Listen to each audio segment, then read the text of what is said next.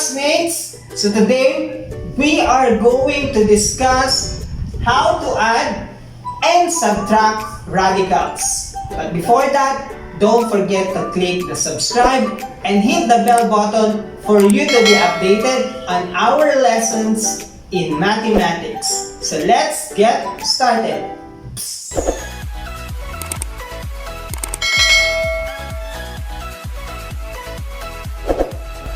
So here we have the 4 examples on how to add or subtract radicals. Now before we do that, there are certain things that we need to remember. The first one is when adding or subtracting radicals, your index and your radicand must be the same for you to be able to add or subtract. Now, if in case your index or your radicand is not the same, then you have to analyze first your radical expression if you can do something about it. Now, if ever they are not the same or you cannot do anything about your radical, then that is already your answer. So let's now solve our 4 examples. So here we have 2 square root of 3 plus square root of 3. So take note, we have a radical expression of square root of 3 and square root of 3. Notice that our index here is 2 as well as 2.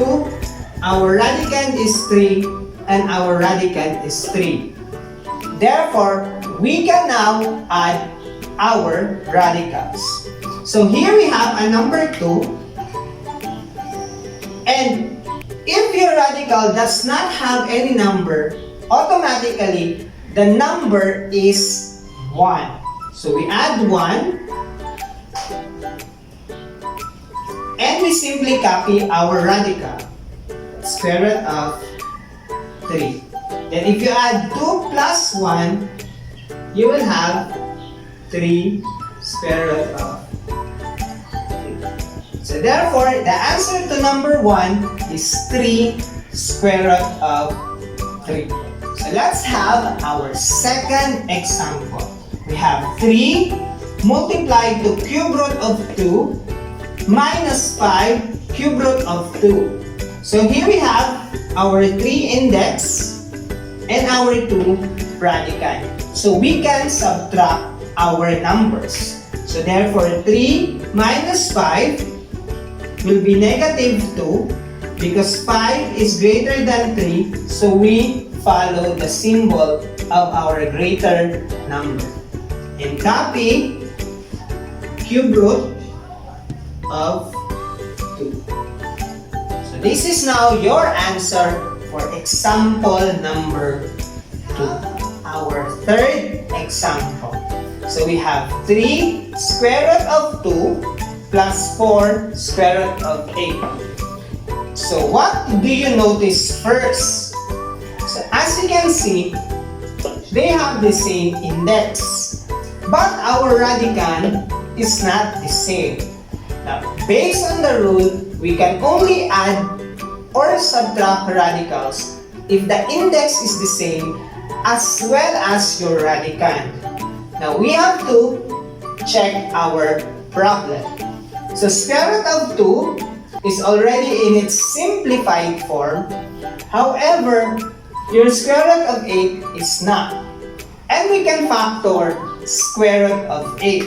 So first, let us copy square root of 2 plus, we copy our 4. Then we factor 8. That contains a perfect square.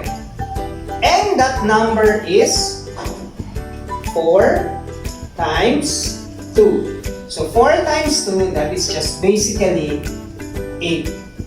After that, still copy our 3 square root of 2 plus, then get the square root of your 4. So that is 2. So you copy 4 for this one and you extract the square root of 4, which is 2, and what will remain is the square root of 2. The next, still copy, then 4 times 2, that is 8, then copy square root of 2.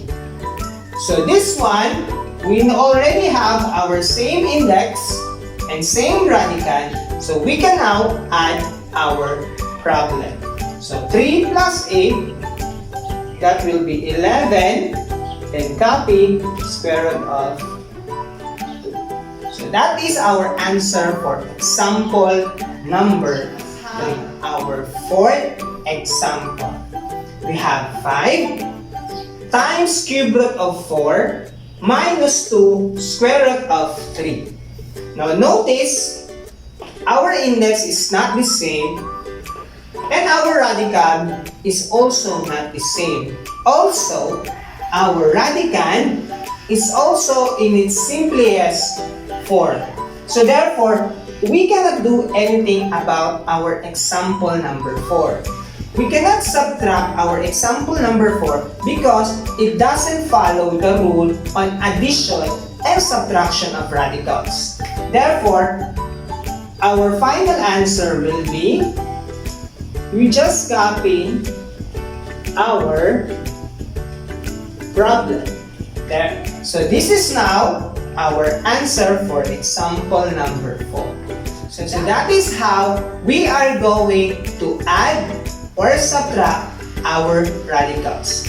Now, if you have any questions or comments, please don't forget to write it down in our comment section below. Again, thank you very much for watching this video. Don't forget to click the subscribe and hit the bell button for you to be updated on our lessons in mathematics. Until next time, peace!